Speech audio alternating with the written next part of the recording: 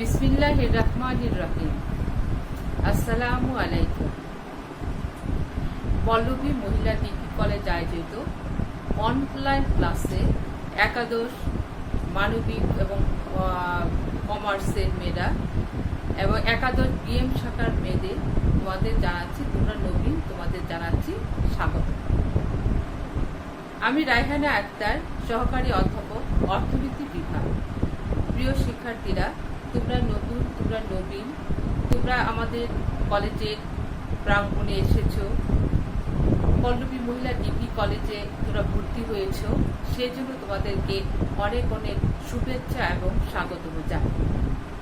প্রিয় শিক্ষার্থীরা, তোমরা নবীন, তোমাদের যখন কলেজ খোলা ছিল, তখন গত বছর যারা কলেজ খোলা ছিল, যেদিন প্রথম তোমাদের ক্লাস শুরু হতো, সেদিনেই আমরা নবীনদের তোমাদের সাথে পরিচিত হতাম।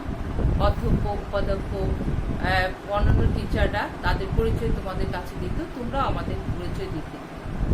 কিন্তু দেশে যেহেতু কোভিড-19 করোনা ভাইরাস মহামারী আকার ধারণ করেছে, শুধু দেশে না, সারা বিশ্বেই মহামারী আকার ধারণ করেছে। সেই অবস্থায় সারা বিশ্বেই সবাই ঘরেই অবস্থান করছে এবং ঘরে বসেই সবাই তার নিজ নিজ দায়িত্ব কাজ করছে। সুতরাং আমাদের বাংলাদেশেও সব শিক্ষা প্রতিষ্ঠান এই জন্য সরকার বন্ধ ঘোষণা করেছে এই মহামারী আকারের জন্য। সেই জন্য সবাই ঘরে বসেই চাকরি করছে, কাজ করছে এবং স্কুল কলেজে শিক্ষার্থীরাও ক্লাস করছে, টিচাররা ক্লাস নিচ্ছে। প্রিয় শিক্ষার্থীরা, তোমরা নবীন, তোমরা নতুন, তোমরা আমাদের কলেজে প্রাঙ্গণে এসেছো, সেই জন্য আমরা খুবই আনন্দিত, আমরা খুবই খুশি। কিন্তু তোমাদের সাথে দেখা হচ্ছে না, অনলাইন ক্লাসে তোমাদের সাথে আমাদের পরিচয় হবে।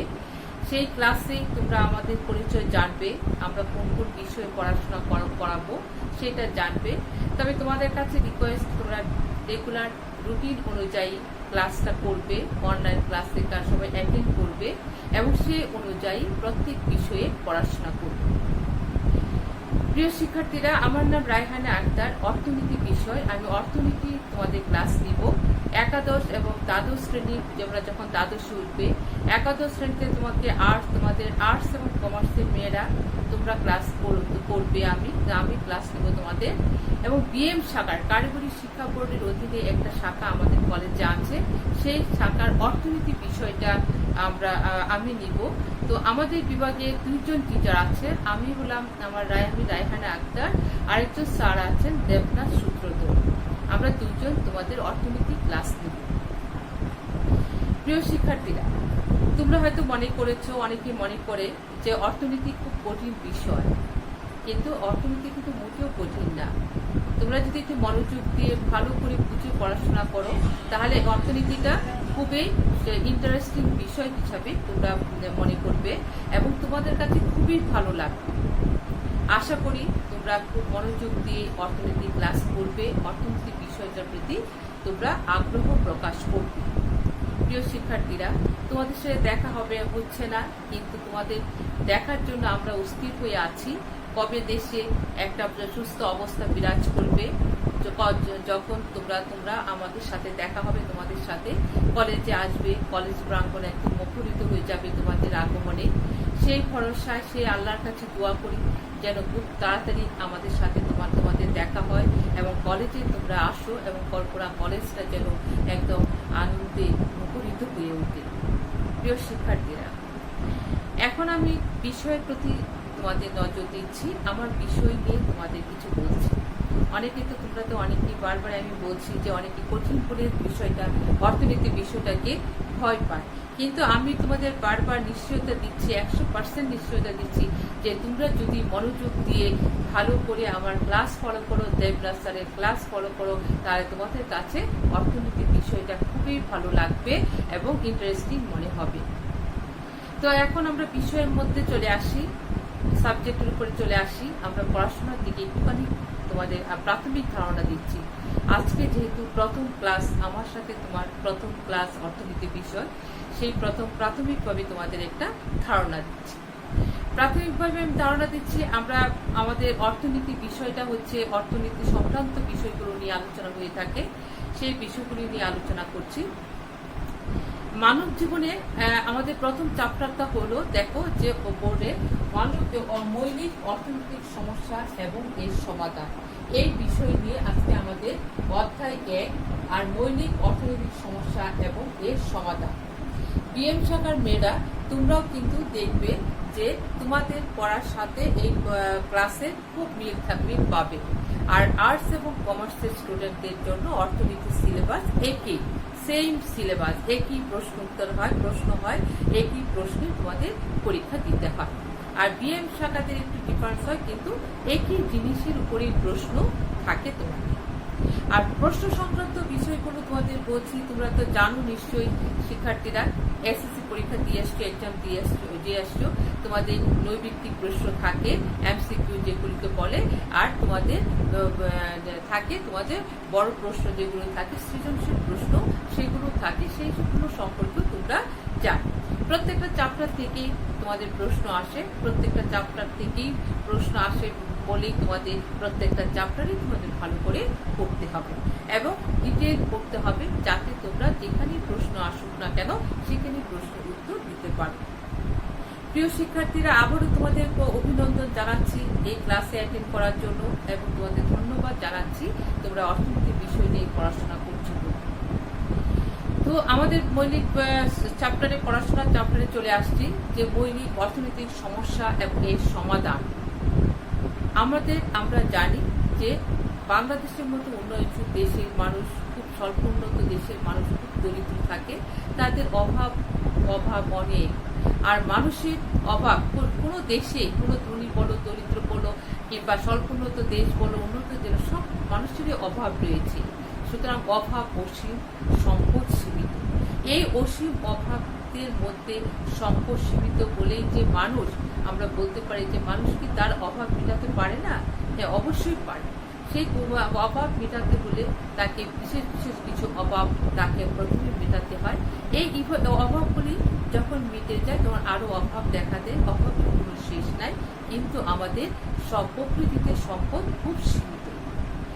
এই অভাবের তাড়নায় মানুষ তার মৌলিক সমস্যাগুলো সমাধান করতে পারে না, অনেক মৌলিক চাহিদাগুলো মেটাতে পারে না। আমরা জানি যে মানব জীবনে অভাব অসীম, কিন্তু তার পূরণ করার ক্ষমতা খুবই সীমিত বা অপ্রতুল। দৈনন্দিন জীবনে মানুষ সবসময় খাদ্য, বস্ত্র, বাসস্থান, শিক্ষা, চিকিৎসা, এগুলো হচ্ছে আমাদের মৌলিক চাহিদাগুলো মেটানোর চেষ্টা মানুষ সবসময় করে। এই মৌলিক চাহিদাগুলো মেটাতে গিয়ে মানুষের অনেক দ্রব্য এবং সম্পদ উৎপাদন করতে হয়। এই উৎপাদন করে মানুষ তার কিছু অভাব মেটাতে পারে।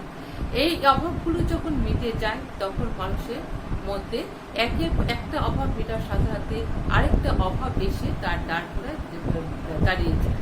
সুতরাং মানুষের অভাবের কোনো শেষ নাই, কিন্তু সম্পদ সীমিতের জন্য এই অবস্থার সৃষ্টি হয়। এই জিনিসগুলো নিয়েই, এই সম্পদ এবং অভাব নিয়ে আজকে তোমাদের নিয়ে আলোচনা করব। দেখো যে মৌলিক অর্থনৈতিক সমস্যা উদ্ভবের কারণ কি। দেখো, মানুষের অভাব বা চাহিদা অসীম, কিন্তু অভাব পূরণের জন্য প্রয়োজনীয় সম্পদ সীমিত। এই অসীম অভাব এবং সম্পদের সীমাবদ্ধতা থেকেই অর্থনৈতিক সমস্যার সূত্রপাত হয়ে থাকে। অসীম অভাবের সাথে যদি সম্পদের স্বল্পতা না থাকতো, তাহলে তো অর্থনৈতিক সমস্যারও সৃষ্টি হতো না, তখন অর্থনীতি পড়ারও কোনো প্রয়োজন হতো না। মানুষের সমস্যা আছে বলেই এই অর্থনীতি পড়ার একটা ব্যবস্থা রয়েছে। কিন্তু বাস্তবে একটি অভাব পূরণ হলে আরো নতুন অভাব এসে সম্মুখীন হতে হয়। এই সমস্যা আমাদের জীবনে চিরন্তন এবং তা ব্যক্তি, সমাজ এবং রাষ্ট্র সব ক্ষেত্রে সমভাবে বিরাজ করে। যেমন একজন দরিদ্র মানুষের প্রাথমিক অভাব হলো তার মৌলিক অভাবগুলো, অর্থাৎ ন্যূনতম খাবার, ন্যূনতম বাসস্থান, থাকার বাসস্থানের অভাব, তার ন্যূনতম আয়ের ব্যবস্থা ইত্যাদি অভাব দেখা দেয়। এই অভাবগুলি যখন মিটে যায় তখন আরেকটা নতুন অভাব দেখা দেয়, অর্থাৎ একটুখানি আরো ভালো আরাম আয়েসের জন্য তাকে আরাম আয়েসের ব্যবস্থা করার জন্য ব্যবস্থা করতে হয়। নবীন শিক্ষার্থীরা, তোমরা দেখো যে যখন মানুষের মৌলিক চাহিদাগুলো মিটে যায় তখন আরাম আয়েসের ব্যাপার কথা বলছিলাম তোমাদের। আরাম আয়েসের অভাব দেখা দেয়, অর্থাৎ উন্নত ধরনের খাবার, উন্নত ধরনের বাসস্থান, একটু উন্নত ধরনের কাপড় চোপড় ইত্যাদি ইত্যাদি মানুষের চাহিদা দেখা দেয়, অভাব দেখা দেয়। এই অভাবগুলো যখন মানুষ আস্তে আস্তে মেটাতে পারে তখন আবার একটু মানুষ বেশি অভাবের সম্মুখীন হয় তার বিলাসজাত দ্রব্যের ক্ষেত্রে। অর্থাৎ এখানে তোমার ঘরের মধ্যে ফ্যান আছে, ফ্যান না হয়ে একটুখানি যদি এসি থাকতো তাহলে ভালো হতো, এই এসির জন্য থাকে। আবার নতুন মডেলের গাড়ি, আবার নতুন বাড়ি ইত্যাদির জন্য মানুষ তার বিলাসজাত দ্রব্যের অভাব ফিল করে। অর্থাৎ মানুষের অভাবের কোনো শেষ নাই, কিন্তু মানুষ একটা অভাব শেষ মেটাতে গিয়ে আবার অন্য আরেকটা অভাবের সম্মুখীন হতে পারে। এইভাবেই মানুষ জীবনের শেষ দিন পর্যন্ত অভাব বোধ নিয়েই জীবন কাটায়। তাই অর্থনীতি বিজ্ঞান করেছেন অভাব অসীম। এই সম্পর্কে আমরা বলি যে আমরা দেখো তাহলে আমরা কি পেলাম এতক্ষণ করে, যে মানব জীবনের অভাবের শেষ নাই, অভাব অসীম, সম্পদ সীমিত। শিক্ষার্থীরা সবসময় দেখবে তোমার নিজের জীবনগুলো তুমি দেখবে যে তোমার কোনো অভাবের শেষ নাই, অভাব অসীম। অর্থাৎ একটা অভাব শেষ হওয়ার সাথে সাথে তুমি মনে করো যে আজকে তোমার একটা বড় ধরনের বাসস্থানের অভাব কিংবা বস্ত্রের অভাব, হ্যাঁ, এই অভাব যখন মিটে গেল তখন তুমি আরেকটা অভাবের কথা বলবো। তো মৌলিক চাহিদাগুলো মেটার পরে তোমার আরামদায়ক দ্রব্যের অভাব মেটানোর প্রয়োজন হয়ে থাকে, এরপরে তোমার আবার বিলাসজাত দ্রব্যের অভাবের সম্মুখীন হয়ে থাকো। সুতরাং আমরা অভাবকে কয় ভাগে ভাগ করতে পারি, এইগুলো আলোচনা থেকে দেখতে পাচ্ছি যে অভাবকে আমরা 3 ভাগে ভাগ করতে পারি। তাহলে অভাব,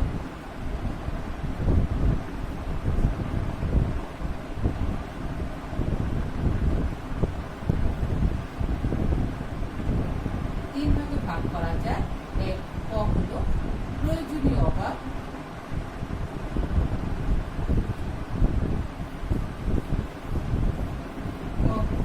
আরামদায়ক দ্রব্যের অভাব,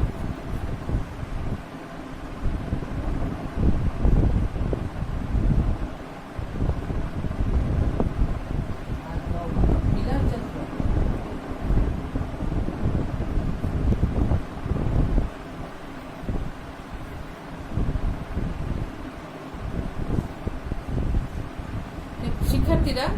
প্রিয় শিক্ষার্থীরা তোমরা দেখতে বা ম্যাট্রিক এসএসসি পরীক্ষার সময় তোমরা ক্লাস 9-10 যারা অর্থনীতি পড়েছো, যাদের আছে তোমরা এইগুলো নিশ্চয়ই পড়েছো।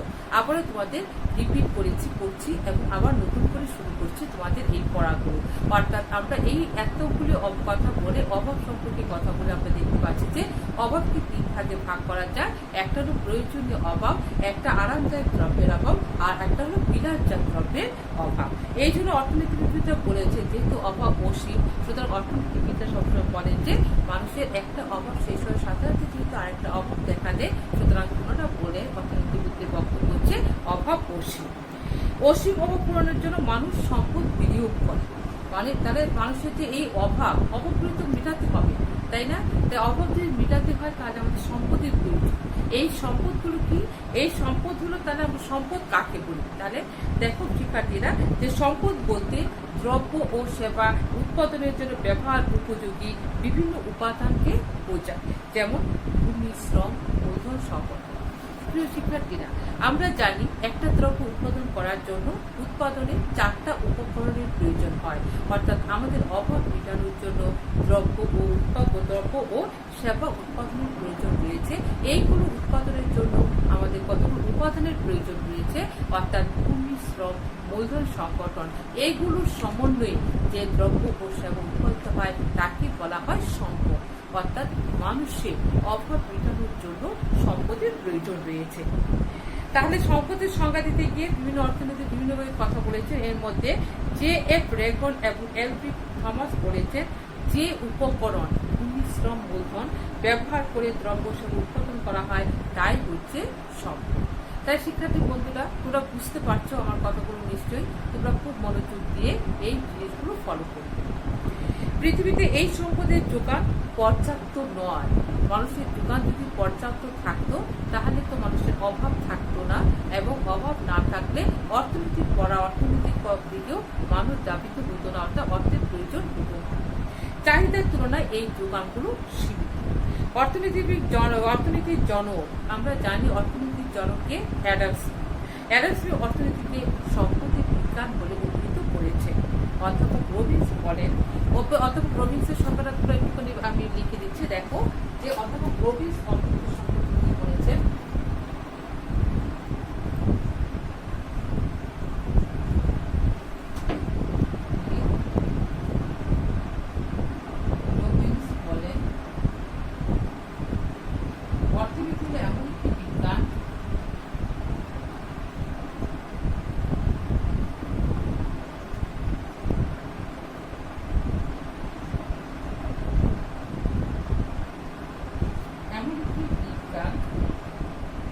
মানুষের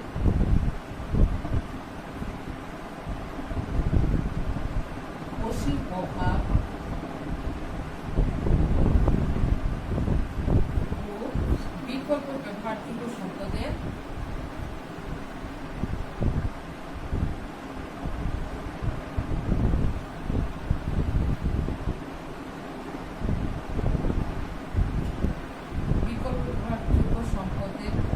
মাঝে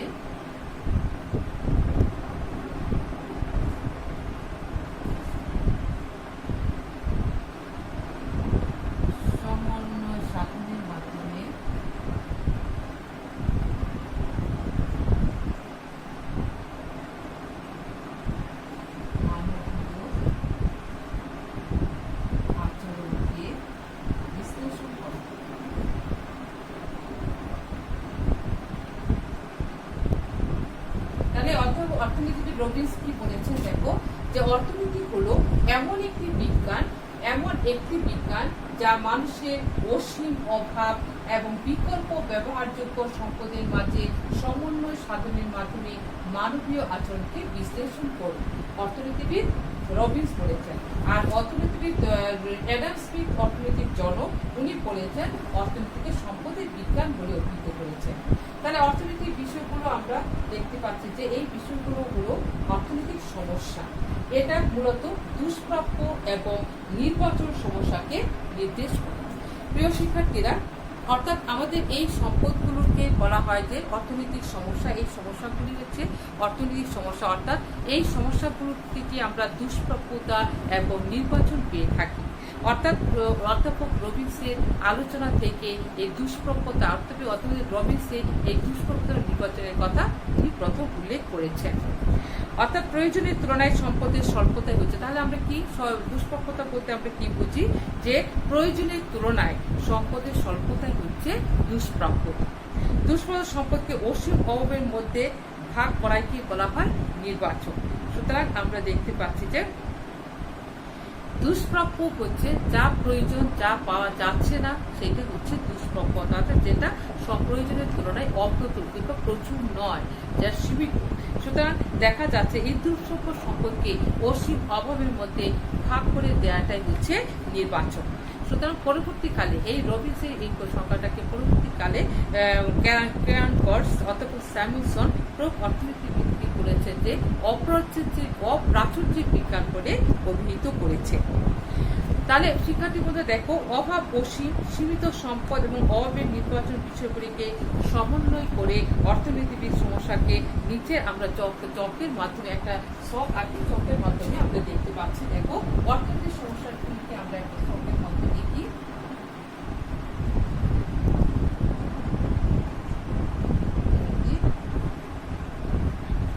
সমস্যা এখান থেকে হচ্ছে অসীম অভাব,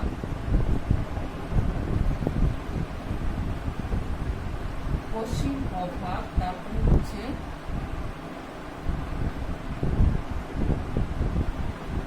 সীমিত সম্পদ,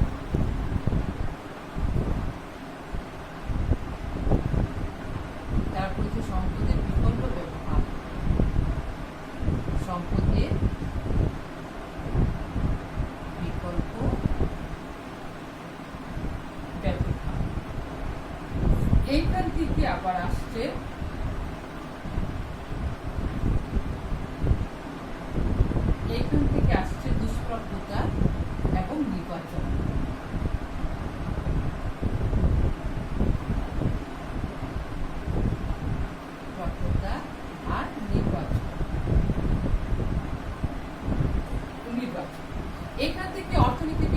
স্যামুয়েলসন বলছেন যে দেখো অর্থনৈতিক সমস্যা আমরা কি পাচ্ছি, অসীম অভাব, সীমিত সম্পদ, সম্পদের বিকল্প ব্যবহার। এই সম্পদের অসীম অভাব থেকে আসছে দুষ্প্রাপ্যতা এবং নির্বাচন। এই ক্ষেত্রে অধ্যাপক স্যামুয়েলসন বলছেন যে উনি আবার অর্থনৈতিক সমস্যাটাকে আবার ভিন্নভাবে চিহ্নিত করেছেন। উনি বলছেন যে মানুষ কিভাবে উৎপাদন করবে, কোন দ্রব্য কতটুকু উৎপাদন করবে, কি উপায় উৎপাদন করবে, কার জন্য উৎপাদন করবে ইত্যাদি বিষয়গুলো নিয়েও একটা সমস্যার সৃষ্টি হতে পারে অর্থনীতি। অধ্যাপক রবিন্সের সংজ্ঞা বিশ্লেষণ করলে আমরা দেখতে পাচ্ছি যে মানব জীবনে অর্থনৈতিক সমস্যার ক্ষেত্রে তিনটি বৈশিষ্ট্য আছে। অর্থাৎ অধ্যাপক রবিন্সের সংজ্ঞা থেকে আমরা তিনটি বৈশিষ্ট্য পাই। এই তিনটি বৈশিষ্ট্য হচ্ছে কি, এক নম্বর হচ্ছে অসীম অভাব, 2 নম্বর সীমিত বা দুষ্প্রাপ্য সম্পদ এবং সীমিত সম্পদের বিকল্প ব্যবহার। প্রিয় শিক্ষার্থীরা, নিশ্চয়ই তোমরা বুঝতে পারছো যে আমরা অভাব থেকে মানুষের সম্পদ সীমিত, অসীম অভাব এবং সম্পদ সীমিত, এ থেকে আমরা অনেক অর্থনীতিবিদদের বক্তব্যগুলো বিভিন্নভাবে পড়লাম। এখন তো অধ্যাপক রবিন্সের সংজ্ঞার মূল কথাটা কি, রবিন্স অর্থনীতির এই মৌলিক সমস্যা নিয়ে উনি অনেক গুরুত্বপূর্ণ তথ্য দিয়েছে। সুতরাং ওনার তথ্যটা কিংবা ওনার সংজ্ঞাটার অনেক গুরুত্ব রয়েছে। সুতরাং আমরা বলতে পারি যে অধ্যাপক রবিন্সের সংজ্ঞার মূল কথা হলো মানব জীবনের অভাব অসীম, অসীম অভাব পূরণের জন্য সম্পদ সীমিত। এই অসীম অভাব পূরণে সীমিত সম্পদকে আমরা বিভিন্নভাবে ব্যবহার করতে পারি।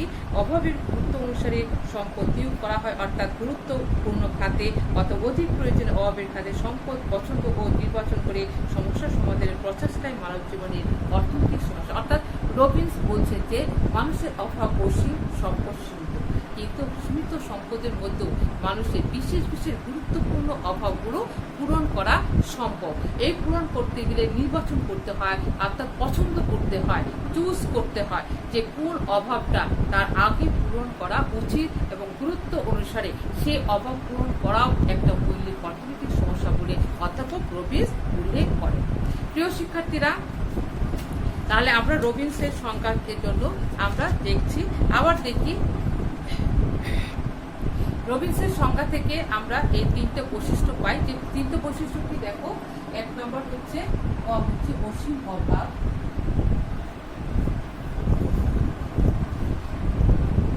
হচ্ছে সম্পদের সীমিত সম্পদ,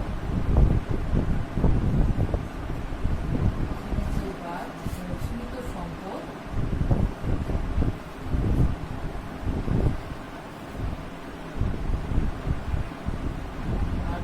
সম্পদের বিকল্প ব্যবহার।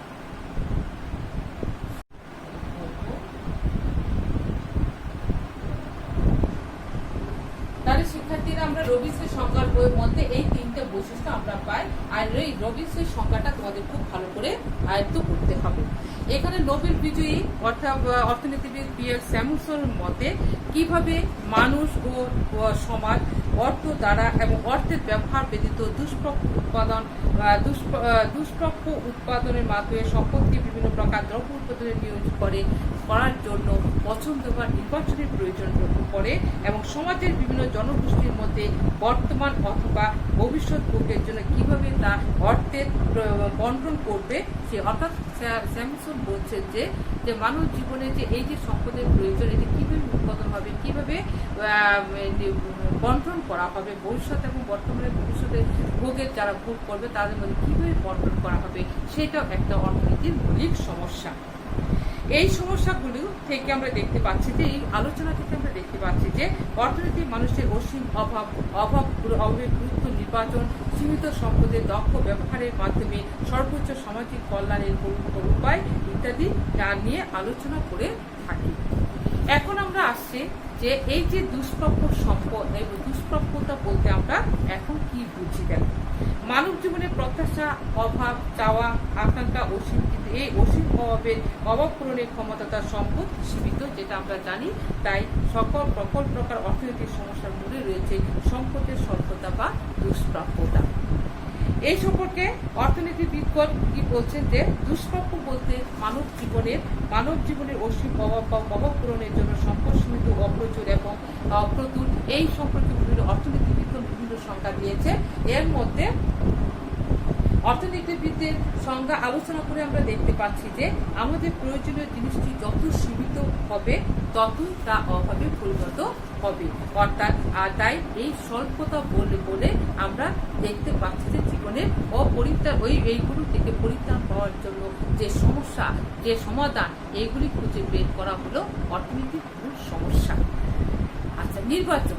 এখন আমরা নির্বাচন বলতে আমরা কি বুঝি দেখো প্রিয় শিক্ষার্থীরা, নবীন শিক্ষার্থীরা, তা নির্বাচন হচ্ছে এই দুষ্প্রাপ্য সম্পদ কিভাবে মানুষের মধ্যে বণ্টিত হবে, কিভাবে মানুষ পাবে, তার অভাব পূরণ করবে, এগুলো একটা গুরুত্বপূর্ণ বিষয় আলোচনা করা। কিন্তু মানুষের অভাব অসীম, সম্পদ সীমিত। এই সম্পদ সীমিত হলেও তাকে বিশেষ অভাব তাকে পূরণ করে থাকে।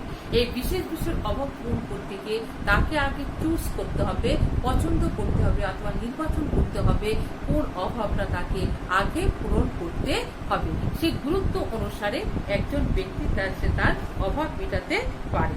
অধ্যাপক সেমসনের মতে অর্থনীতি হল নির্বাচনের বিজ্ঞান। অধ্যাপক বেনহাম মনে করেন মানুষ বাছাই করতে বাধ্য হয় বলে অর্থনৈতিক সমস্যা দেখা দেয়। অধিক মজুরি এবং অধিক আরাম আয়েশ ও বিশ্রাম কোনো ব্যক্তি একসাথে পাবে না। তাকে নির্বাচন করতে হয় কোনটি তার অধিক প্রয়োজন। অর্থাৎ একজন ব্যক্তি সে অধিক মজুরিও বেশি পাবে, আবার সে বিশ্রামও নিবে, তা হবে না। তাকে কি করতে হবে? তখন তাকে নির্বাচন করতে হবে। অধিক যদি মজুরি পেতে চায় তাকে পরিশ্রম বেশি করতে হবে, যদি আরাম আয়েশ করতে চায় তাহলে তার মজুরি কম হবে। সেখানে তাকে পছন্দ বা নির্বাচন করতে হবে সে অধিক পরিশ্রম করবে নাকি আরাম আয়েশ করবে। অধিক মজুরি এবং অধিক আরাম আয়েশ ও বিশ্রাম কোনো ব্যক্তি একসাথে পাবে না বলে তাকে নির্বাচন করতে হয় কোনটি তার অধিক প্রয়োজন। মজুরি অধিক উপার্জন করতে চাইলে সেই ক্ষেত্রে বিশ্রাম কম হবে। আধুনিক অর্থনীতিবিদগণ তাদের বক্তব্যে সর্বত্র নির্বাচনের উপর অধিক গুরুত্ব দিয়েছেন। উপরোক্ত আমরা আলোচনা থেকে আমরা বলতে পারি যে সম্পদের দুষ্প্রাপ্যতা জন্যই অসীম অভাবকে তীব্রতা অনুসারে নির্বাচন করতে হয়। তাহলে শিক্ষার্থী বন্ধুরা আমরা দেখলাম যে নির্বাচন কাকে বলে। শিক্ষার্থীরা তাহলে আমরা যখন নির্বাচন নিয়ে কথা বললাম, নির্বাচন অর্থাৎ সম্পদের স্বল্পতার মাত্রা অনুসারে নির্বাচন করতে হয়, অর্থাৎ গুরুত্ব অনুসারে নির্বাচন করতে হয়। একটি উদাহরণ আমরা বলি, মনে করো যে একটি উদাহরণের সাহায্যে বিষয়টি একটু বুঝাইতে হবে। মনে করো যে একজন ব্যক্তি 10 লক্ষ টাকা, বছর শেষে দেখা যাচ্ছে তার 10 লক্ষ টাকা সঞ্চয় হয়েছে। এই সঞ্চিত অর্থ দিয়ে সে ইউরোপ ভ্রমণ করতে পারে অথবা সে মোটর গাড়ি ক্রয় করতে পারে। এখন একসাথে এই ব্যক্তি মোটর গাড়ি ক্রয় এবং ইউরোপ ভ্রমণ দুটো কাজ করতে পারবে না, কিন্তু তাকে চুজ করতে হবে কিংবা নির্বাচন করতে হবে যে কোন কাজটা সে আগে করবে, সে ইউরোপ ভ্রমণ করবে নাকি মোটর গাড়ি ক্রয় করবে। তো দুটো কাজ যেহেতু একসাথে করতে পারবে না, এখন তাকে চুজ করতে হবে দুটোর মধ্যে যে কোনো একটা ক্রয় করতে পারবে কিংবা ভ্রমণ করতে পারবে। এই যে পছন্দ করা, নির্বাচন করা, এইটাই একটা মৌলিক অর্থনৈতিক সমস্যা। তাহলে আমরা কি দেখতে পাচ্ছি শিক্ষার্থী বন্ধুরা, যে আমাদের অভাবের শেষ নাই, সম্পদ সীমিত। এই সীমিত সম্পদ দিয়ে অসীম অভাব পূরণ করতে গেলে আমাদের নির্বাচনের প্রয়োজন রয়েছে। এই নির্বাচন করাটাও একটা মৌলিক অর্থনৈতিক সমস্যা হিসেবে বিবেচিত হয়। তাহলে প্রিয় শিক্ষার্থী বন্ধুরা, তাহলে আমরা কি শিখলাম? যে আজকে পড়া থেকে আমরা দেখতে পেলাম যে মৌলিক অর্থনৈতিক সমস্যাগুলো কি কি। এখানে বিভিন্ন অর্থনীতিবিদগণ বিভিন্নভাবে তাদের সংজ্ঞা দিয়েছেন, বলেছেন। এই ক্ষেত্রে অধ্যাপক রবিন্সের সংজ্ঞাটা সবচেয়ে গুরুত্বপূর্ণ, যে অধ্যাপক রবিন্স তার সংজ্ঞা থেকে 3টি বৈশিষ্ট্য আমরা পাই, যেমন অসীম অভাব, সম্পদ সীমিত এবং সম্পদের বিকল্প ব্যবহার। এইগুলির মাধ্যমেই অর্থনীতির সমস্যার সমাধান খুঁজে পাওয়া যাবে। এখানে অধ্যাপক স্যামুলসনও এই অর্থনীতির সমস্যার ক্ষেত্রে কথা বলেছেন, যে উনি বলছেন মানুষ কি অসীম অভাব পূরণ করার জন্য মানুষ কি উৎপাদন করবে, কিভাবে উৎপাদন করবে এবং কিভাবে বণ্টিত হবে, অর্থাৎ কার জন্য উৎপাদন করা হবে, বর্তমানে ভবিষ্যতে কে সেটা ভোগ করবে, এইটা নির্বাচন করা বা পছন্দ করাও একটা মৌলিক অর্থনৈতিক সমস্যা। প্রিয় শিক্ষার্থীরা, তোমরা দেখো যে এখন অর্থনীতির বইটা কোনটা কিনবে, সেটা তোমরা কিছুদিন ক্লাস করো। আমার মনে হয় আমি কলেজে সবসময় রণজিৎ কুমার নাথ, রণজিৎ কুমার নাথের বইটা তোমাদের প্রেফার করি। আমি তোমাদের বোর্ডে লিখে দিচ্ছি যে রণজিৎ কুমার নাথ, অর্থাৎ বইটার নামটা লিখো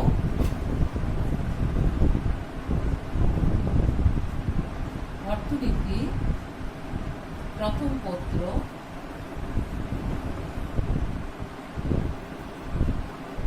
এবং দ্বিতীয় পত্র দুটোই আছে। দুটো বই কিনবে, একাদশ দ্বাদশ শ্রেণী,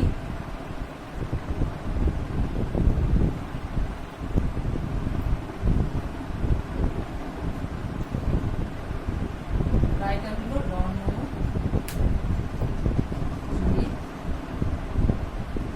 কুমার নাথ। তাহলে এই হলো বইটার নাম। এই বইটা ফলো করি, তবে মেয়েরা নবীন বইটা একটু দেখো, রণজিৎ কুমার নাথের বইটা একটু দেখো। যে এই বইটা সাধারণত আমি ফলো করি, কলেজে পড়াই। তো তোমরা অন্য রাইটারের বইও কিনতে পারো, লেখা একই, তবে এই বইটা আমার কাছে একটু স্ট্যান্ডার্ড মনে হয়। তোমরা এই বইটাও কিনতে পারো, আবার অন্য রাইটারের বই যদি তোমরা পাও সেটাও কিনতে পারো। এই বইটা আমি সাধারণত ফলো করে থাকি।